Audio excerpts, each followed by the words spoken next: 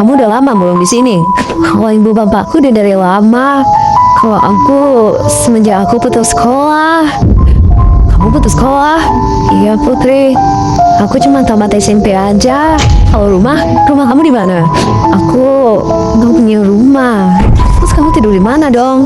Kadang di jalanan, di kolong jembatan, atau di pinggiran sungai, Putri. Oh, kasian banget ya. Yuli, sekarang panggil bapak dan ibu kamu ya. Aku bakal anterin kalian ke suatu tempat.